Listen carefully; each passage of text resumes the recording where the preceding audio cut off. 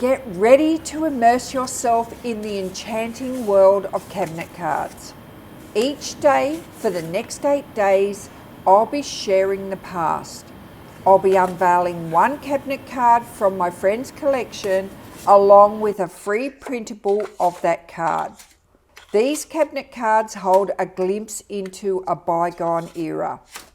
Throughout these series, you'll be able to collect all 8 cabinet cards of formal portraits from the early 1900s that have been captured by Australian photographers. Be sure to tune in every day for the next 8 days to watch the unveiling of a new cabinet card. Each day, a new link will be in the description box so you can download and print out these cabinet cards. Keep watching because I'm going to show you how to make them so they look and feel as close to the real thing as possible. I'm going to show you what cardstock I used, what glue I used, and how to prevent them from curling. Before I show you how to make your cabinet cards, I'll just tell you a little bit about the cardstock. You can use 150 GSM, 175 GSM, 200 or 250. You can use whatever will go through your printer. These cards here, I used this 250 GSM paper. This paper is from Officeworks in Australia. You can use this on both inkjet and laser printer, and it's the uncoated variety. When you're making the cabinet card, you've got a front and a back, so when you put the two pieces together, it's a good weight to make the cabinet cards. You can even print it on paper if you've got no cardstock. You can see that this one has printed out perfectly on copy paper, and I put a little embossing stamp on the back here because my mum always said, embellish everything. So now about the printing. You probably want to know, can you print just black ink? Yes, you can. I very rarely print in black on white, but you can print it in black if you haven't got a colour printer. The glue I use to make these cabinet cards are the 𝗶𝗶𝗀 Precision Craft Glue. And the way I've used it, I've got no buckling in my cardstock. So let's get started and make card 1 in this series. So you should have your cabinet card printed out by now, and we need to line up the front with the back. It's a bit of a guessing game and you can hit and miss. So instead of just cutting it out perfectly, I just leave a little border on the sides here. On my ruler here, it's got grid lines. I'm just going to cut out down the side of this front of the card 1/8 of an inch away from the edge. And I'm going to do the same on the back, exactly the same width, 1/8 of an inch. Cut it as straight as you can. I'm going to turn it around and I'm going to cut 1/8 of an inch off here. I'm going to do the same on the back. I'm going to leave the sides. I'm just cutting out a step.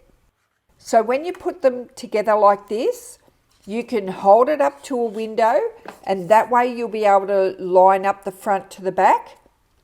Or if you've got a light box, you can put them on a light box. But I'm going to use a pin. So using a pin is a good alternative. So if you just put the pin right on the edge of the top of your front and see where it comes out at the back. If it comes out in the wrong place, just turn your back piece around. That means you've got it upside down. And just put that pin in again. Use the same hole and just poke it through and see where it comes out. If it comes out in the white paper, you know you've just got to move it up just a fraction. So turn the front of your card around, poke the pin through the front again, and this time at the bottom of the card, and you want it to come out at the back right on the edge of the back of the card. And when it does that, you'll know you've got your card sitting in the right place. So now that matches. I'm not changing my cards around any. I'm just going to open it up as if I was opening the page of a book and lay it down flat. And I'm going to put my glue on. I'm using the 𝗵𝗍𝗀𝗀 glue today, but if you're a beginner, you might prefer to use a glue that's a little more slippery, because this 𝗵𝗍𝗀𝗀 glue doesn't slip. I'm going to put glue on both sides of these cards, and this is what prevents it from warping. I'm just going to put it all over the back of this card using squiggly lines. And each row I go down, I'm going to come back up and overlap the first row. And then I'm going to do the same on the second card. So I know when I put these two pieces together, I'm going to get good contact. Now, picking up the front card, I'm going to line the top and the bottom left-hand corner, and then I'm going to pick it up and line up the other two corners. Now, like I said, this 𝗵𝗍𝗀𝗀 glue doesn't slip. It grabs straight away.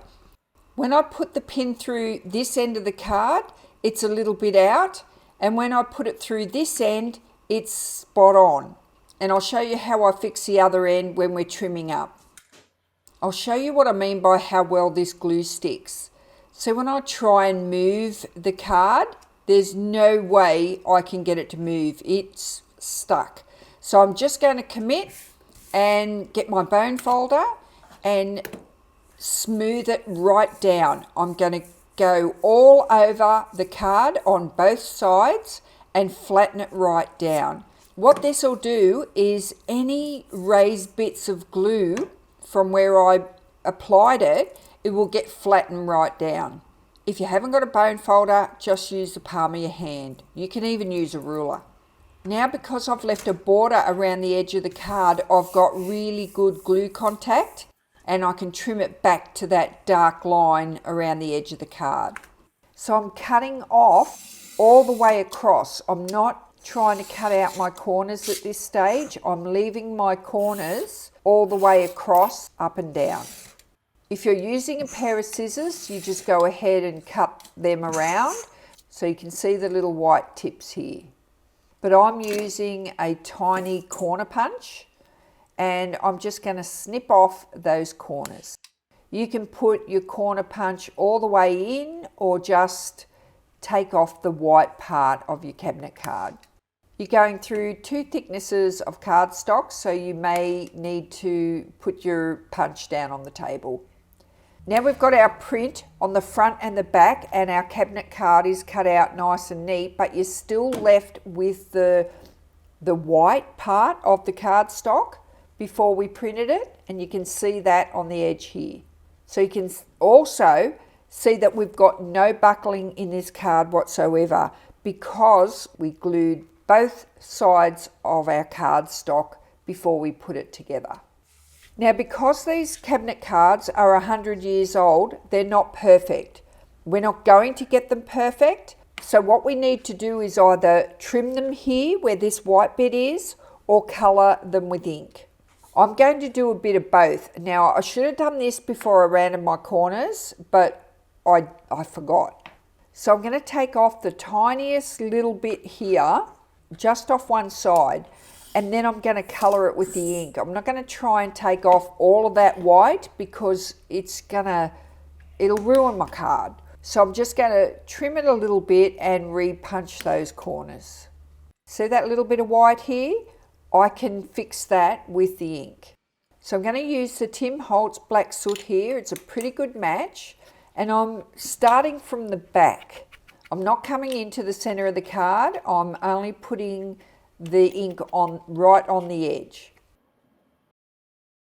So the one on the left is the actual print, and the one on the right, I've distressed it. So this is how I distressed it. I just banged it on the table. So I've picked the card up and I've just hit the corner of the card on the table. And because you've glued two pieces of cardstock together, you can get your fingers in on these corners here and actually peel them apart. And if you do this method, when you pull them apart like this, just add a little bit of distress ink on the white paper and then press it with your fingers until it all creases and messes up that corner, just how you like it. But just use your fingers to add creases, use your fingernail to scratch down the side. I've used two colours, Black Soot and Vintage Photo. Well, that's it. We've finished cabinet card 1. I hope you've enjoyed our first card. I'll see you tomorrow where I'll be sharing the past with cabinet card 2. See you tomorrow. Can't believe I live in your thoughts. I think about you all the time, morning, evening, and midnight. Such a wonderful day.